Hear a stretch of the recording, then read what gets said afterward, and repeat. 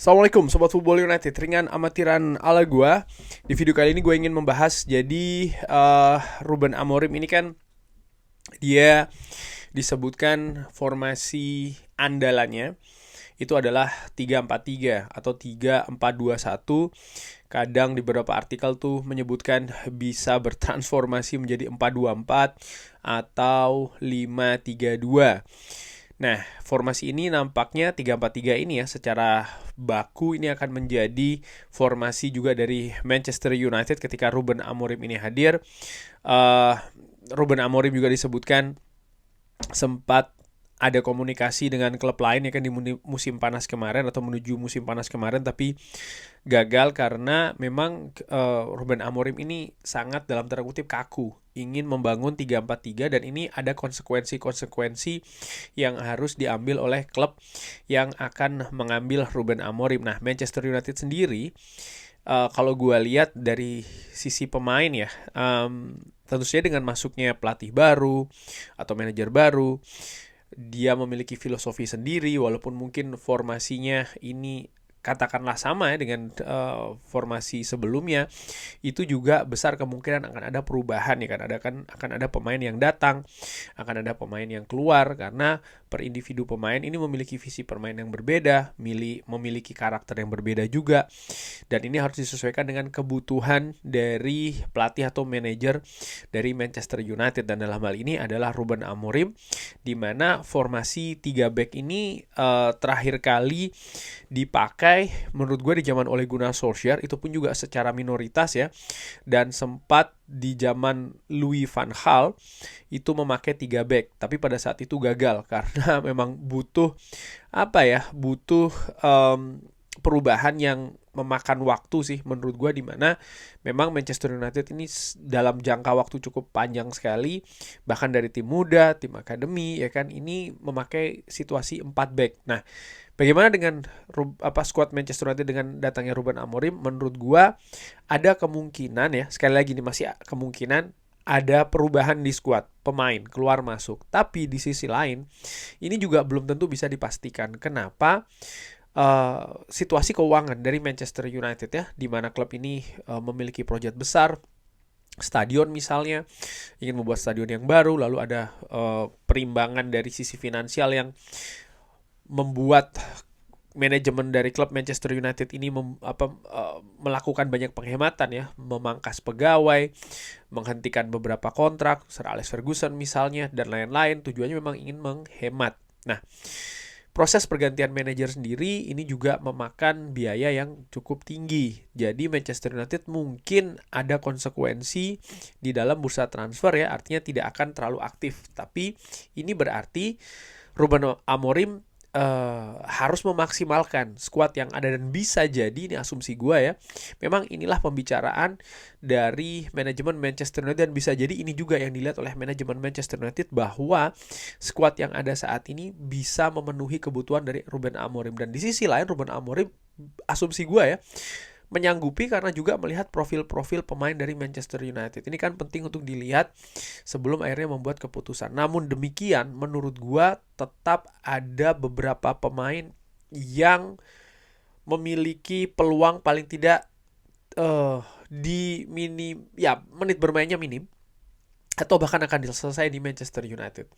Ini bisa jadi. Sekali lagi, ini melihat situasi strategi, gaya bermainan, dan ujungnya adalah formasi itu tadi ya, 3-4-3 yang akan digunakan oleh Ruben Amorim. Langsung saja, gua di video kali ini ada 5 pemain yang menurut gua besar kemungkinan akan memiliki menit bermain yang sedikit atau bahkan selesai di Manchester United. Nomor 1, Jonny Evans. Jadi di formasi 3-4-3 ya, menurut gua jelas pemain belakang dan pemain depan serta 2 pemain sayap ini akan memegang peranan yang penting, di mana mereka harus beradaptasi dengan sistem ini. Manchester United biasanya bermain dengan 4 ya kan, sehingga lini belakang ini menurut gua akan mengalami dalam tanda kutip perombakan yang besar.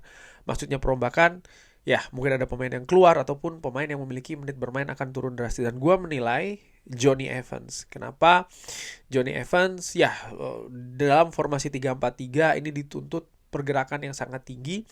Johnny Evans saat ini pun bukan pilihan utama dan dia hanya di extend kontraknya 1 tahun. Dan kalau sekali lagi melihat ya sistem 3-4-3 ini sebenarnya dia bisa dimainkan mungkin di center back sebelah kiri karena di situasi ini membutuhkan juga pemain yang bisa bermain di beberapa posisi, terutama pemain belakang. Dan gue melihat Johnny Evans sebenarnya punya kemampuan tersebut, hanya saja dari sisi usia menurut gue akan sulit untuk bermain dengan mobilitas yang tinggi sekali, sehingga menurut gue Johnny Evans akan selesai. Lalu nomor 2 Christian Eriksen, pemain tengah. Di situasi 3-4-3 akan ada 2 pemain central midfield ya, pemain tengah, di mana 2 pemain tengah ini akan memiliki fungsi double sebagai bertahan dan juga sebagai penyerang. Mobilitas juga dituntut tinggi dan gue melihat ini yang akan menjadi kesulitan bagi seorang Christian Eriksen. Christian Eriksen sebenarnya bisa bermain di beberapa posisi ya. Misalnya bermain di belakang striker ataupun sebagai gelandang pivot, tapi saat ini situasinya berbeda nih. 2 gelandang dalam situasi 3-4-3 ini memang membutuhkan mobilitas naik turun yang cepat transisinya, sehingga menurut gua ini yang akan menjadi kesulitan bagi seorang Christian Eriksen di mana kontraknya juga menuju akhir di Manchester United. Lalu pemain depannya, pemain sayap ini juga dituntut untuk bisa rajin dalam melakukan transisi dari bertahan menyerang, karena ya mereka tidak bisa hanya di depan saja. Situasinya demikian, Manchester United juga butuh sayap-sayap yang bisa membantu lini tengah dan juga sampai ke bawah, karena ketika situasinya harus berubah menjadi 5-3-2 ataupun 5-4-1 ya, mereka juga harus bergerak nih penyerang sayap dari Manchester United. Dan menurut gua ini membutuhkan kedisiplinan yang tinggi, pergerakan yang cair. Gua menilai Marcus Rashford kemungkinan besar akan selesai di sini karena Marcus Rashford, menurut gua dari sistemnya Erik ten Hag saja dia tidak begitu disiplin, kadang tidak, jadi naik turun. Dan menurut gua ini merupakan titik lemah dari Marcus Rashford di situasi 3-4-3. Dia bagus dalam penyerangan ya di depan sebagai salah satu penyerang di 3 total penyerang yang ada, tapi dia posisinya menurut gue akan lebih sebagai penyerang sayap, dan penyerang sayap di sini dibutuhkan naik turun yang tinggi situasinya. Beda cerita kalau Marcus Rashford digeser sebagai penyerang tengah. Nah, kalau itu mungkin peluang dia survive, artinya tetap berada di squad Manchester United, ada besar. Tapi di sisi lain lihat juga saat ini Manchester United punya Joshua Zirkzee, punya Rasmus Højlund yang menurut gua akan lebih sesuai dengan tipikal permainan 3-4-3 itu tadi sebagai penyerang tengah, sehingga menurut gua Marcus Rashford dalam situasi terancam. Pemain lain yang dalam situasi terancam adalah Luke Shaw. Sebenarnya secara kemampuan teknis gua menilai Luke Shaw ini bisa bermain di situasi 3-4-3. Dia bisa bermain sebagai center back ataupun back kiri ya, dimana situasi ini sebenarnya perfect, sebenarnya bagus, hanya saja seperti gue katakan ya, dibutuhkan pergerakan yang cair, mobilitas yang tinggi. Dan melihat situasi fisik dari Luke Shaw, menurut gue ini akan menjadi hambatan. Dan kalau melihat juga kebiasaan dari Ruben Amorim, terutama untuk sektor back sayap, biasanya Ruben Amorim jarang nih mengotak-atik sektor back sayap ataupun gelandang sayap ya, dan juga 3 center back-nya ini sangat jarang diotak-atik. Artinya memang membutuhkan pemain dengan situasi kebugaran yang tinggi. Dan disinilah gue melihat nampaknya Luke Shaw akan selesai di Manchester United. Dan pemain terakhir Harry Maguire. Harry Maguire sebenarnya bisa bermain di posisi center back sebelah tengah.